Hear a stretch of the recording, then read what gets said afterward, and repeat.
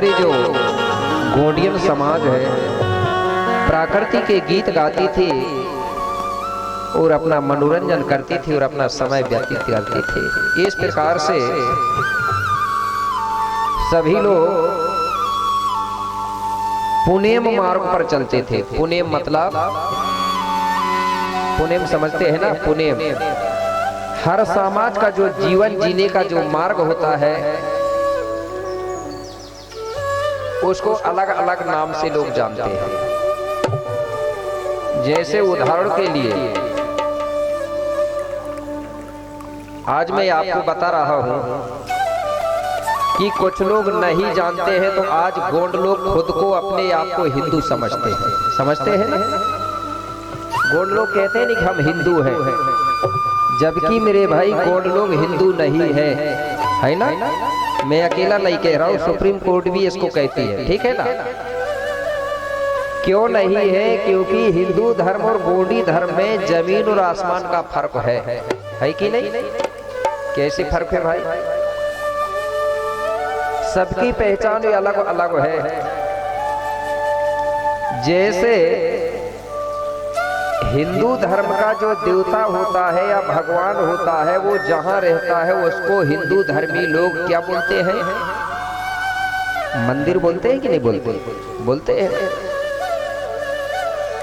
उनके भगवान की रहने का स्थान को मंदिर बोलते हैं।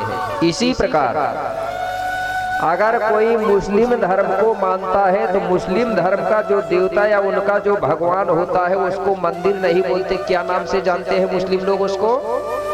मस्जिद। ये सो रहा है, क्या बोलते हैं? मस्जिद। कभी भी वो मुस्लिम लोग अपने स्थान को मंदिर नहीं बोलेंगे, भूल के भी नहीं बोलेंगे। इसी प्रकार जो क्रिश्चियन धर्म को मानता है, ईसाई धर्म को मानता है, वो उनके भगवान जहां रहता है उसको क्या बोलेंगे? गिरजाघर बोलेंगे। बोलेंगे ना, कभी धोखा से भी वो उसको मंदिर या मस्जिद नहीं बोलेंगे।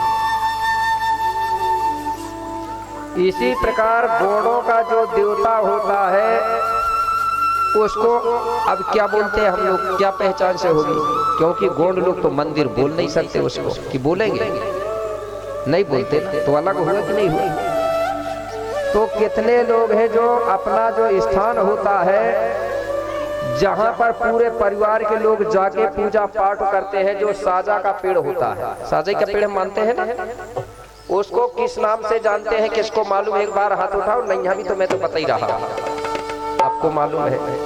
हो सकता है थोड़ा अलग नाम से जानते होंगे आपके इधर, लेकिन हिंदी में उसको कुछ क्षेत्र में देव खलियान बोलते हैं ना, और गोंडी में बोलते हैं उसको पेन कढ़ा।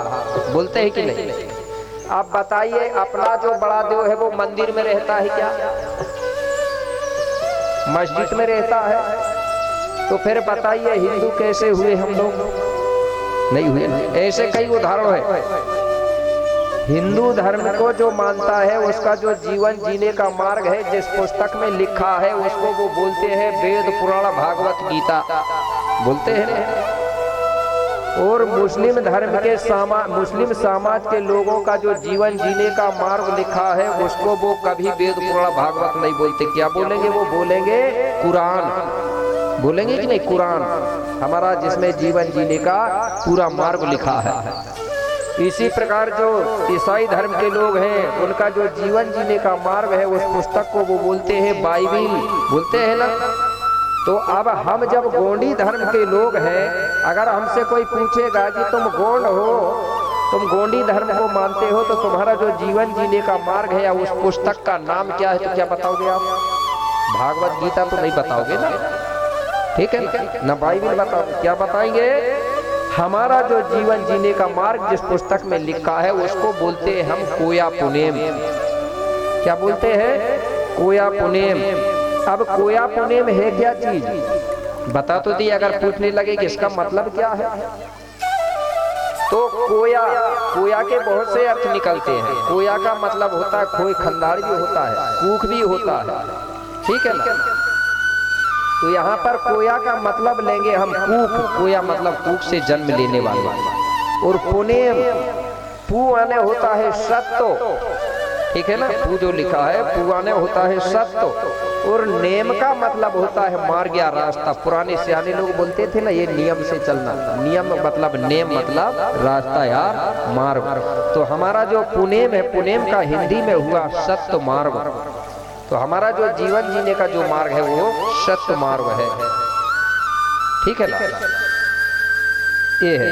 तो वहां की जो प्रजा है, मतलब चांदागढ़ चंद्रपुर की, वो सब सत मार्ग पर चलती थी। पहले किसी भी बात को सुनती थी, उसका विवेक करती थी, तर्क करती थी, ये सही है कि नहीं, तब उस चीज को मानती थी। अब के लोग तो ऐसे ही मान लेते हैं डायरेक्ट सुनने के बाद। तो इस प्रकार से वहां सब लोग अपना समय बड़े आनंद और खुशियों से बिता रहे थे।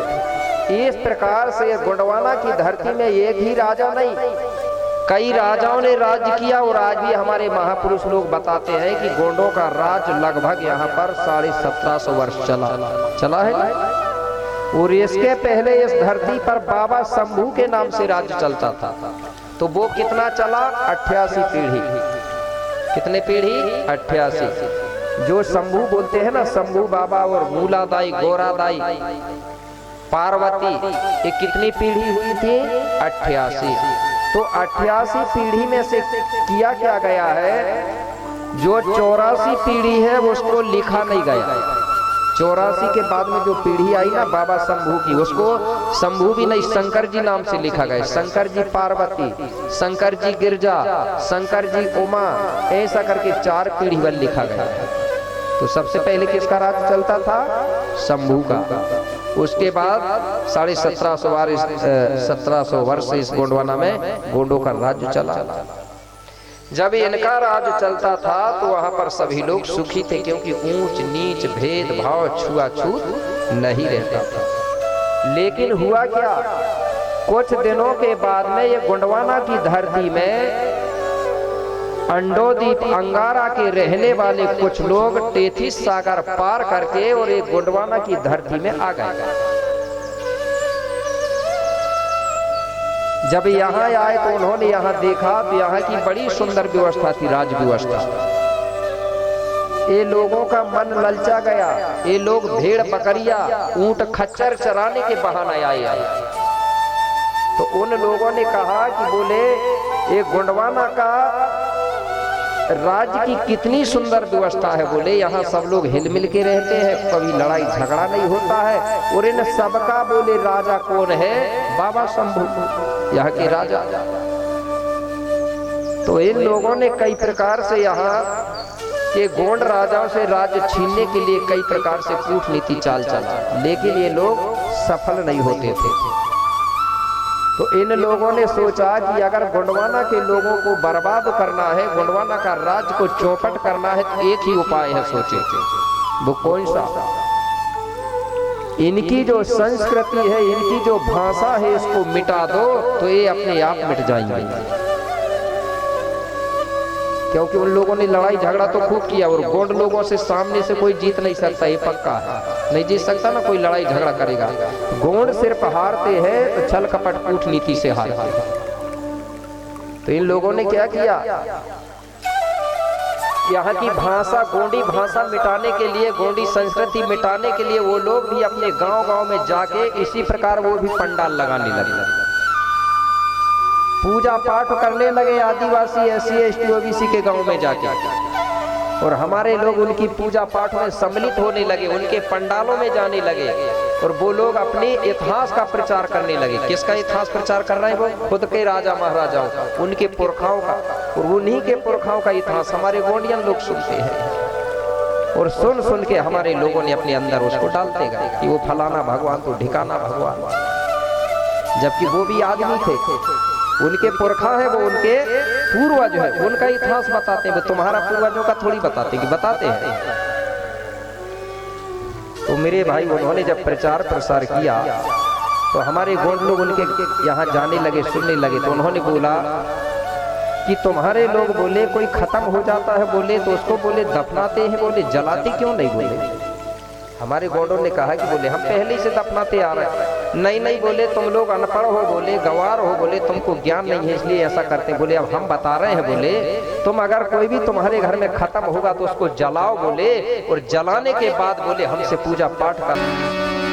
अरे गोंडी धर्म को छोड़ सगाने आज गैर धर्म अपनाए हैं। बाहर विदेशों के चक्कर में आके हमारे गोंडवाना के लोगों ने खुद के धर्म को छोड़ दिए और दूसरे धर्म को अपना लिए हैं। कैसे? गोंडी धर्म को छोड़ सगाने गैर धर्म अपनाई है। अरे यही कारण से फिर जाने दर दर की ठोकर खाई है।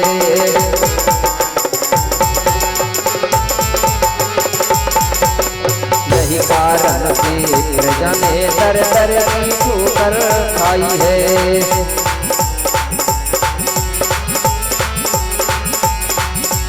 गोंडी धर्म को छोड़ सगाने गैर धर्म अपनाई है।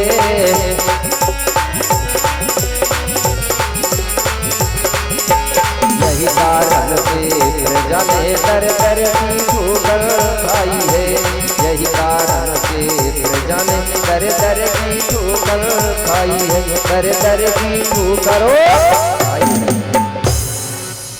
जब गोंडियन समाज ने धीरे धीरे अपने धर्म को छोड़ते गए और दूसरे धर्म को अपनाते गए तो धीरे धीरे ये समाज तितर बितर होने लगी, अलग अलग भागों में बट गई और धीरे धीरे कमजोर होने लगी। विभिन्न प्रकार के कष्ट और दुखों को भोगने लगी।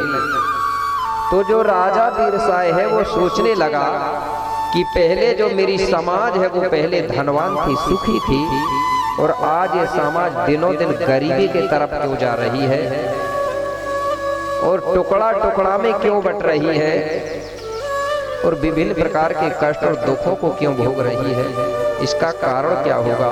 तो राजा बीरसाय विचार मंथन करने लगा कि ये समाज में बड़ी समस्या पैदा हो गई, इस समस्या का समाधान कैसे होगा। तो राजा बीरसाय विचार कर रहा है, विवेक कर रहा है कि सामाजिक समस्या का हल कौन करेगा, ऐसा गुरु कौन है।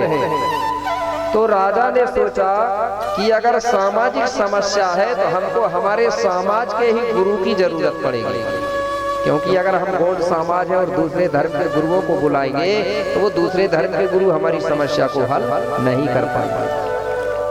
और आज यही हो रहा है हमारे लोगों में, हम गोंडी धर्म को मानने वाले और दूसरे धर्म के गुरुओं को बुला लेते हैं, उनसे होगी समस्या हल।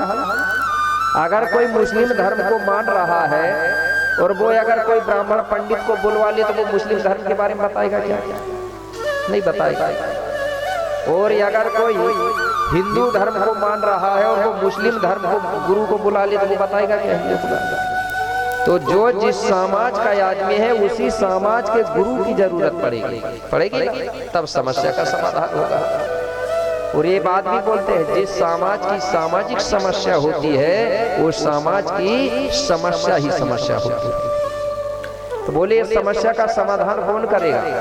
तो बोले गोंडी ही गुरु चाहिए हमको। तो राजा बीरसाय ने अपने जो गुरु है जिनको विक्रमदेव कहते थे, गुरु विक्रमदेव को न्योता दिया, खबर दिया कि जैसे आप लोगों ने भी मुझे खबर दिया, इसी प्रकार राजा ने भी खबर दिया।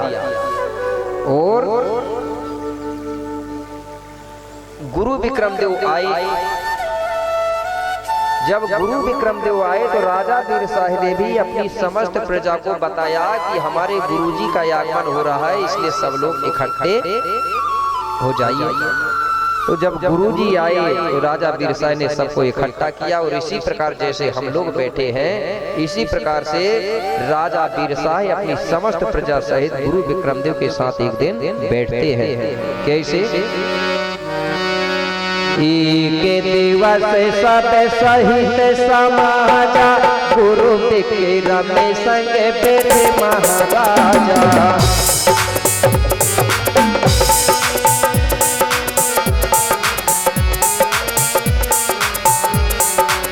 एक दिवस सब सहित समाजा गुरु विक्रम संग बैठे महाराजा।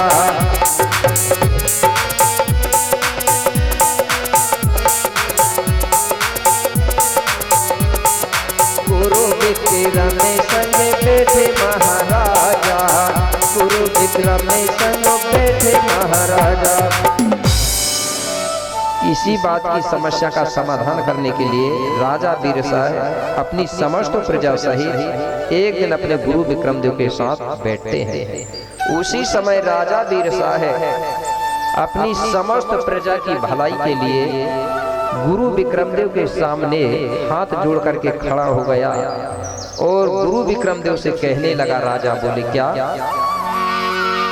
कि सत मार्ग देव गुरु बतलाई,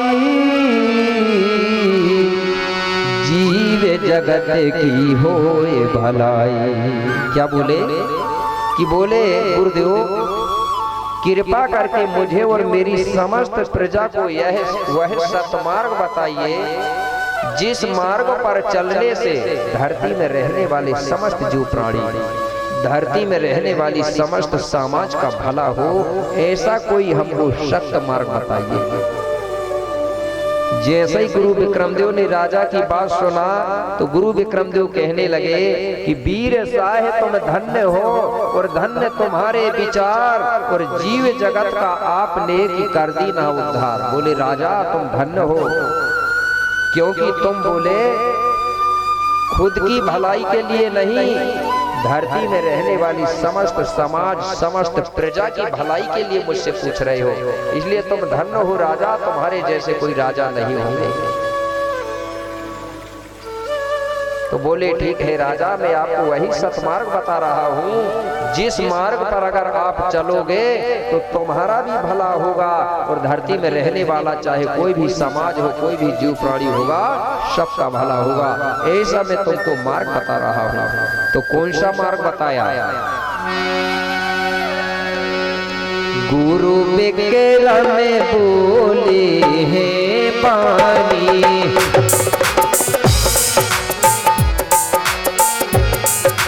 बीरसाह सुनो सकल कहानी,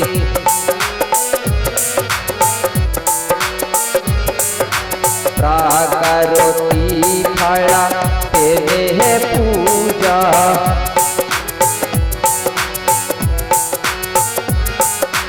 इससे बड़ा देव नहीं दूजा।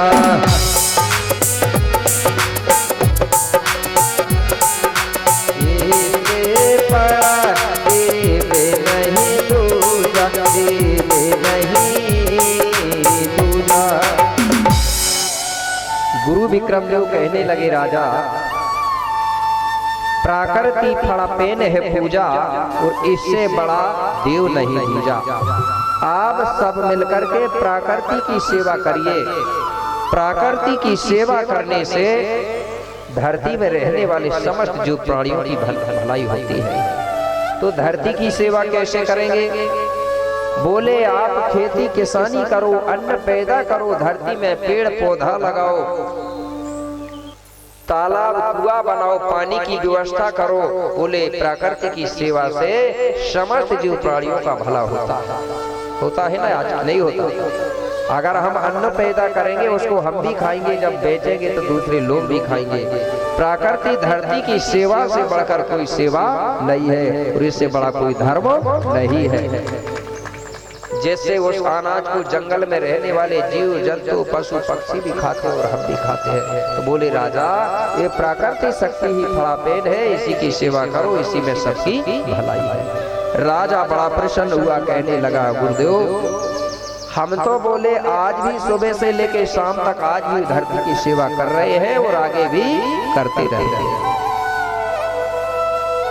अब राजा कहने लगा, बोले महाराज गुरुदेव अब हम सेवा तो करते ही हैं, लेकिन कभी कभी समय समय पे धरती का सुमरन करने के लिए कोई मंत्र या कोई शब्द बता दो कि जिस शब्द के उच्चारण करने से धरती का सुमरन हो जाए।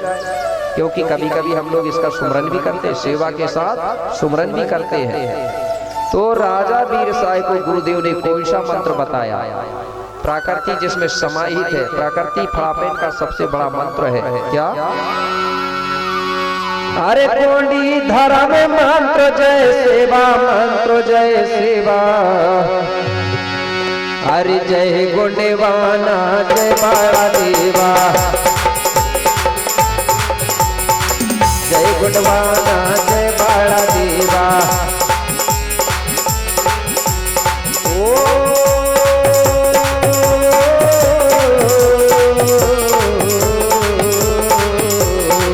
गोंडी धर्म मान जय सेवा।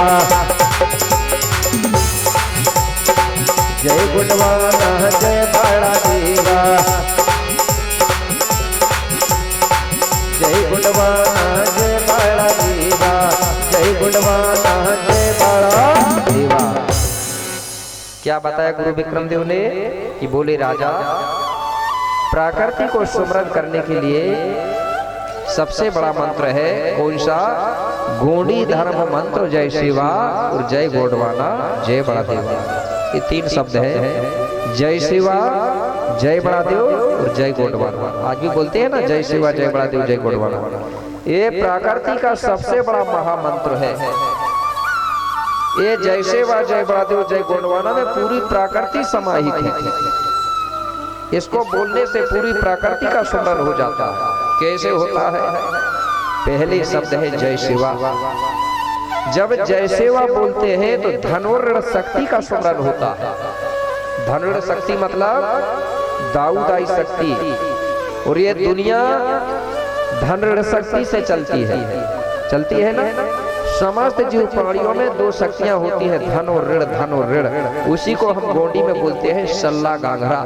सल्ला यानी होती है पिता शक्ति और गांगरा मतलब होती है माँ शक्ति। चलती है कि ये दुनिया दो शक्तियों से। पेड़ पौधों, अनाज, जीव जंतु जो भी है सब में दो शक्ति होती है, इसलिए इसको बोलते हैं दुनिया। दुनिया चलती है दो शक्तियों से, नर और मादा चलती है ना। तो जब हम जय सेवा बोलते हैं तो नर मादा शक्ति का सुमरन हो जाता है। और हमारा जन्म भी हुआ है तो किससे हुआ है? नर मादा शक्ति से, धन और ऋण शक्ति से जन्म हुआ है। जिस दिन अगर नर्मदा दाऊदाई शक्ति नहीं रहेगी तो ये दुनिया में कोई भी जीवों का जन्म नहीं होगा। तो सबसे पहले किसका सुमरन करना चाहिए हमको? हमारे दाऊदाई माता पिता का। तो नाम लेके तो नहीं सुमरोगे ना अपने माता पिता को, नाम नहीं लेंगे, ठीक है। कैसे सुमरोगे? जय शिवा, जय जब बोलते हैं तो धन शक्ति का सुमरन होता है, और शिवा जब बोलते हैं तो ऋण शक्ति का सुमरन हो जाता है, ठीक है ना, याद रहेगा। दूसरा शब्द है जय बड़ादेव। जब जय बड़ादेव बोलते हैं तो पांच शक्तियों का जयकारा हो जाता है एक साथ सुमरन। पांच शक्ति, बड़ादेव कौन है? पांच शक्ति बताया था ना थोड़ी देर पहले, धरती, जल, वायु, अग्नि और आकाश। तो पांचों शक्तियों का सुमरन हो गया। आखिरी में है जय गोंडवाना। कई लोग जय गोंडवाना से डरते हैं, कहीं कहीं वो ये शब्द ही से बड़ा विरोध चलता है। मेरे भाई जय गोंडवाना क्या है? जैसे आज कोई जय भारत बोलेगा तो क्या ये बताइए गलत है? जय भारत का मतलब होता है कि हम भारत देश में रहते हैं। जय भारत इसलिए बोलते हैं कि उस भारत की हम जयकारा कर रहे हैं। तो फिर गोंडवाना क्या है? जय गोंडवाना भी वही है, भारत भी उसी गोंडवाना का हिस्सा है कि नहीं है? कैसे? जो भारत है, अरब, ऑस्ट्रेलिया, अफ्रीका और दक्षिण अमेरिका, ये पांच ही खंड को मिलाकर तो गोंडवाना बोलते हैं ना। मैं नहीं कह रहा हूं, ये भूगोल में भी लिखा है, गोंडवाना लैंड लिखा है ना नक्शा में।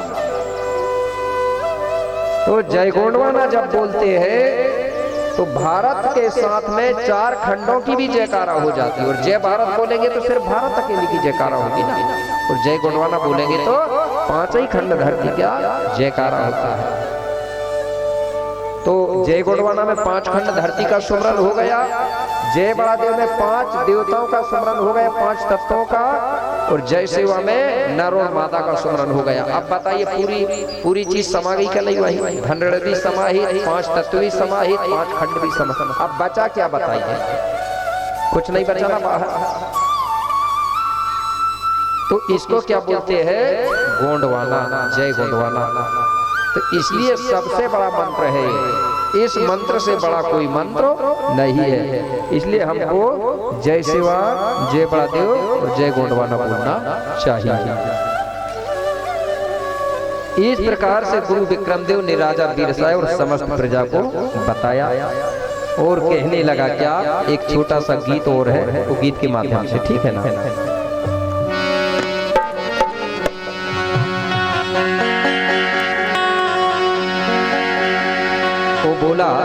पहले हमारी मातृशक्तियाँ गीत गाती थी, शादी विवाह जब होता था ना तो उस समय महिलाएं गोल गोल बना के नाचती थी और गाती थी ये गीत, और वो लकड़ी के ऐसे होते थे बजाने वाले,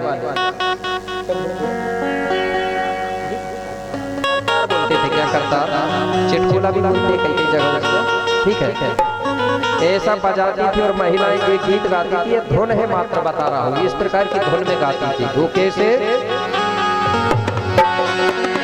अरे जान जाओ भैया, अरे जान जाओ भैया, पहचान जाओ नारे कोली धर्म अपना, जान जाओ नारे, जान जाओ भैया, पहचान जाओ नारे कोली धर्म अपना, जान जाओ नारे।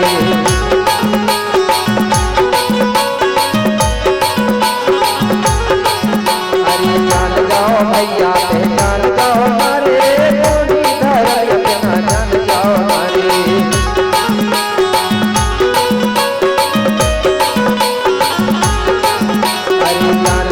भैया पहचान जाओ नारे, अरे जान जाओ भैया, पहचान जाओ नारे, अरे जान जाओ भैया, पहचान जाओ नारे, अपना जान जाओ नारे।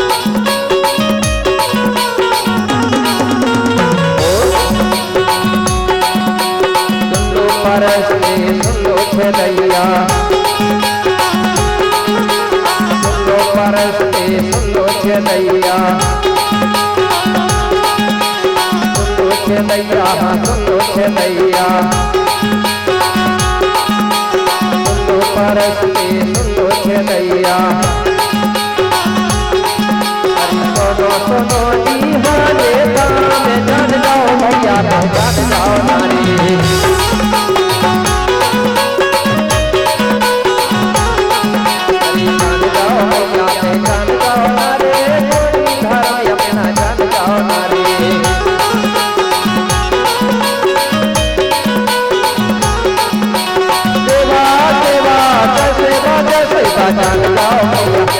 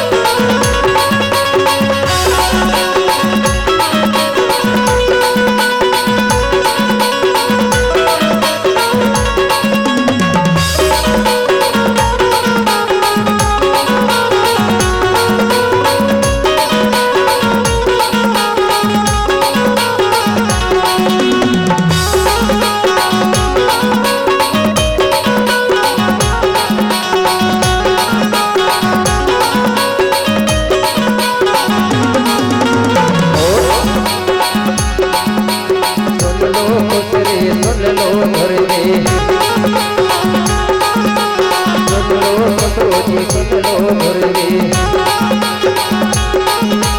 सुन लो दुर्गे जी सुन लो दुर्गे, सुन लो पुत्रो जी सुन लो दुर्गे। अरे सुनो सुनो जी हाँ कर जान जाओ भैया जान जाओ हमारे।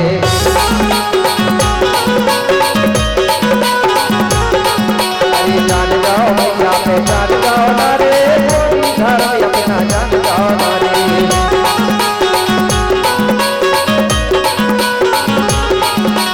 सेवा सेवा जय सेवा जय सेवा, जान जाओ भैया पे जान जाओ